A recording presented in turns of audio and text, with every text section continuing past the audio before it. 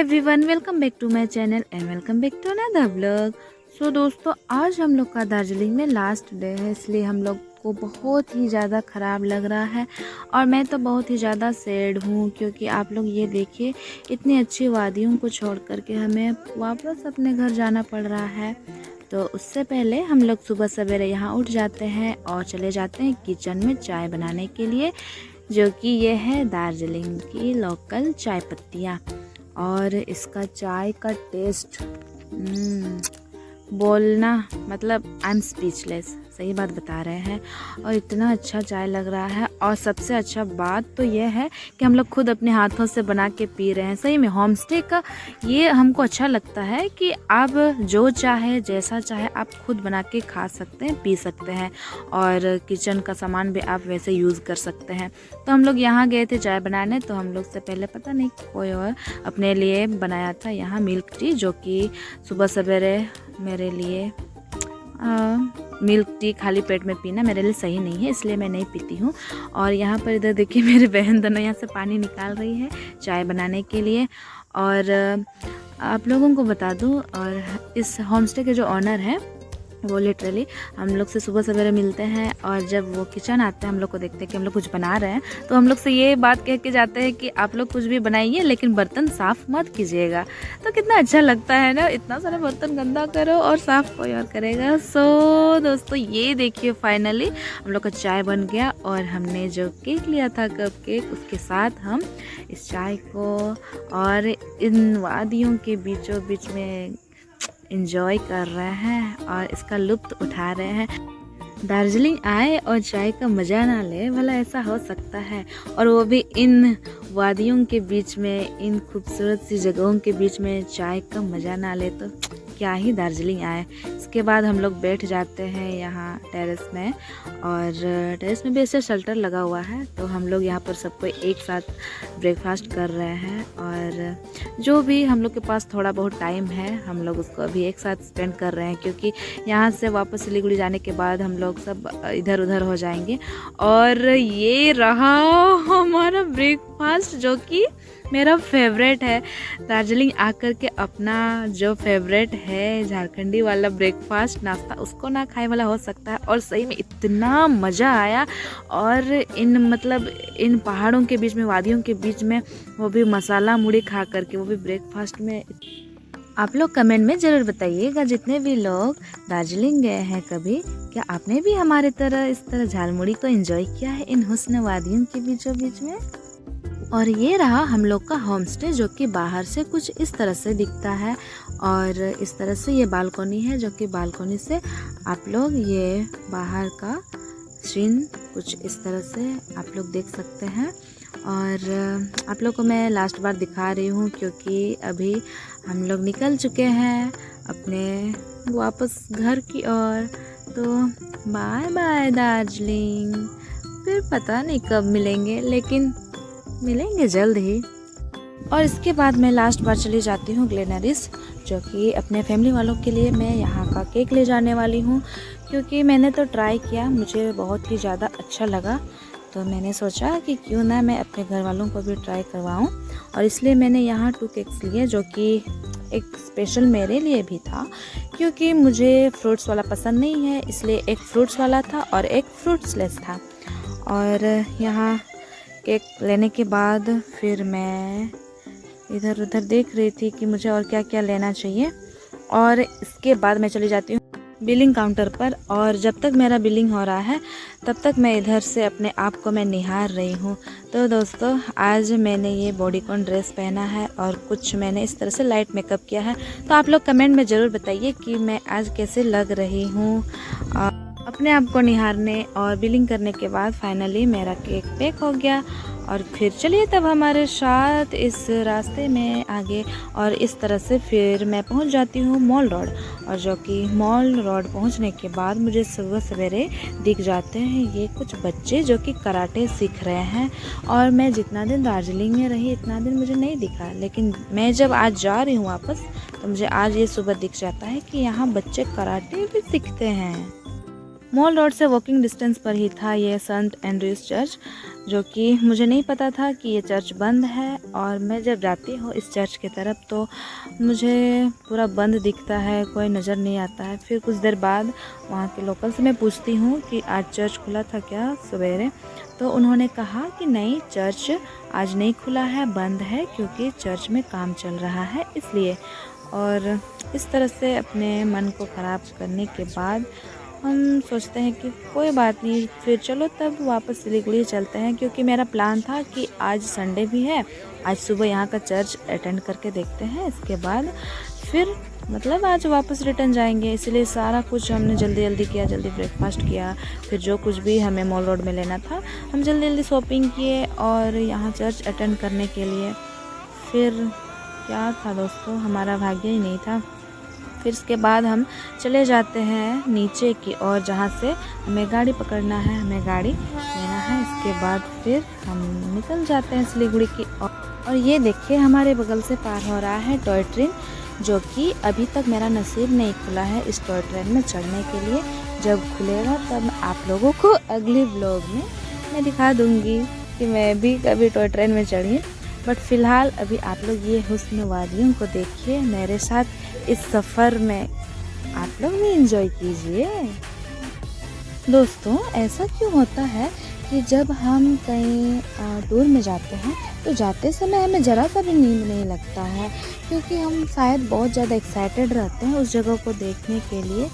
और लेकिन वही बात जब फिर हम वापस आते हैं अपने घर की ओर, आते समय हम इतना थक जाते हैं या फिर हम उस जगह को देख चुके हैं इसलिए हमें नींद लग जाता है, हमें कुछ समझ में नहीं आता है। लेकिन मेरा तो मैं बता रही हूँ कि मैं बहुत ज़्यादा थक गई थी और थोड़ा बहुत आलस भी तो है ना, इसलिए भी मैं पूरा जर्नी में लिटरली बता रहे हैं, मैं सो के आई हूँ। और ये जो वीडियो क्लिप आप लोग को जो दिख रहा है, ये वीडियो क्लिप मेरी बहन ने ली थी, जो कि सारा क्रेडिट उसी को जाता है, मेरा इसमें कोई क्रेडिट नहीं है।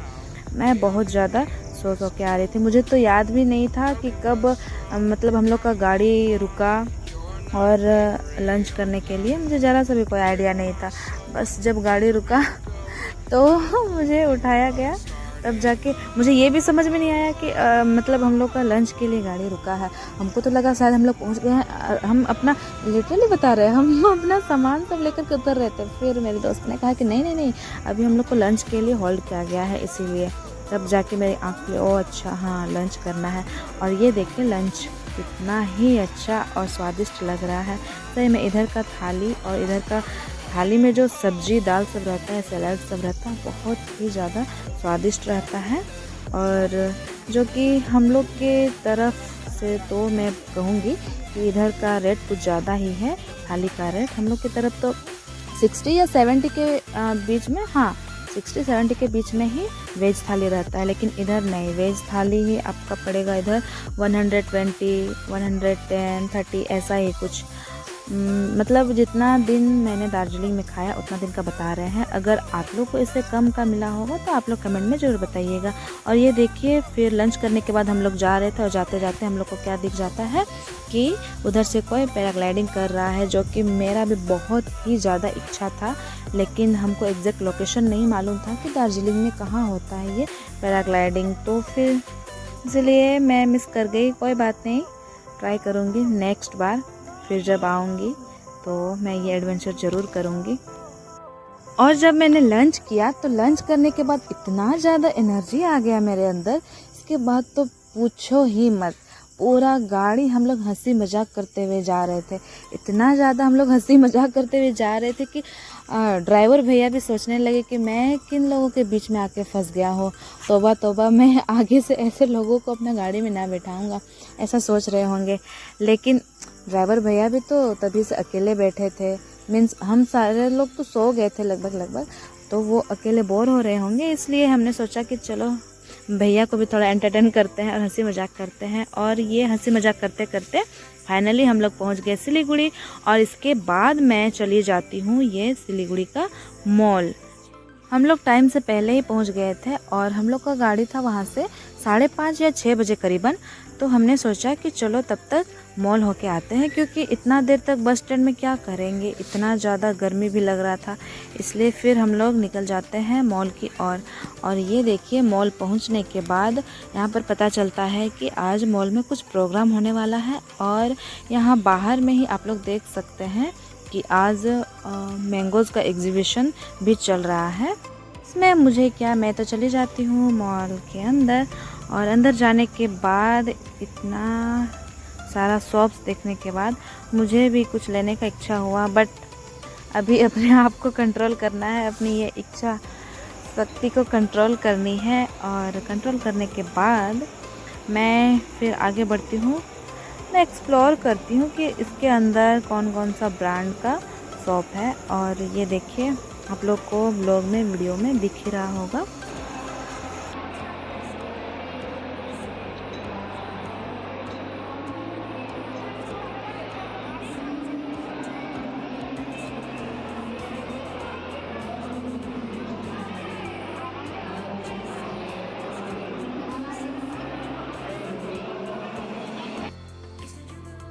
फिर हमें पता चलता है कि मॉल के अंदर कुछ प्रोग्राम होने वाला है। तो फिर हम जल्दी जल्दी जाते हैं कि किधर से साउंड सिस्टम का आवाज़ आ रहा है। फिर हम यहाँ झांकने की कोशिश कर रहे हैं कि क्या प्रोग्राम चल रहा है। और इसके बाद पता चलता है कि यहाँ कुछ स्कूल के बच्चों द्वारा कुछ कार्यक्रम होने वाला है। और शायद ये मैंगो फेस्टिवल से रिलेटेड ही कुछ प्रोग्राम रखा गया है, क्योंकि बहुत सारे स्कूल के बच्चे दिख रहे थे जो कि पूरा रेडी होके आए थे, पूरा मेकअप वेकअप। शायद कुछ डांस कंपटीशन टाइप का कुछ होने वाला था, या फिर हो चुका था, कुछ समझ में नहीं आ रहा था। बस इतना, क्योंकि शुरू में तो सिर्फ नाम पुकार करके वो लोग को कुछ गिफ्ट दिया जा रहा था, और इसलिए हम लोग को कुछ ज़्यादा समझ में नहीं आया। तो इसी के साथ फिर यहाँ पर हम चले जाते हैं ये चाट खाने, क्योंकि ये खाने का चीज़ देख करके तो हम अपनी इच्छा शक्ति को बिल्कुल भी कंट्रोल नहीं कर सकते। हाँ, कुछ दूसरा कुछ शॉपिंग करने में हम कर सकते हैं, लेकिन खाने के मामले में तो बिल्कुल भी नहीं। और ये खाने के बाद मैं चली जाती हूँ गेम जोन में। और ये देखिए, ये मैंने अपना भाला पकड़ लिया, लेकिन कोई फ़ायदा नहीं। इतना 2.5 किलो का हाथ लेकर के कोई फ़ायदा नहीं। ये देखिए, कुछ हुआ भी नहीं मेरे से। नहीं दया, कुछ तो गड़बड़ है। ऐसा कैसे हो सकता है भला? मुझसे इतनी बड़ी गलती कैसे हो सकती है? चलो और एक बार फिर ट्राई करते हैं। और दोस्तों, ये दूसरी बार ट्राई करने के बावजूद भी ये देखिए, कोई रिएक्शन नहीं, कुछ बदलाव नहीं होता है। ना दया, कुछ तो गड़बड़ है। कैसे नहीं हो रहा है मुझसे? ये देखिए, मैं पूरा खोजबीन कर रही हूँ, कुछ तो गड़बड़ है। कोई बात नहीं, चलो फिर आगे बढ़ते हैं, दूसरा देखते हैं कोई मेरे लायक वाला कोई गेम जोन। और सही में मेरे लायक वाला मैं चली जाती हूँ ये किंडर जॉय की ओर, जो कि वहाँ पहुँचते ही जो भैया थे वो मुझे भगा दिए, बोले कि नहीं, ये तुम्हारे लिए नहीं है, तुम चलो इधर से भागो। ये देखिए, भगा रहे हैं। और मैं दोस्तों में यहाँ से भाग गई दोबारा। फिर मैं चली जाती हूँ यहाँ चाट चस्का में खाने के लिए। भैया ने कहा, ये तुम्हारी जगह नहीं है, तुम्हारी जगह है चाट चस्का में, तुम जाओ, तुम वहीं पर ठीक हो, चाट खाने में ही तुम ठीक हो। और इस तरह से मैं चली जाती हूँ।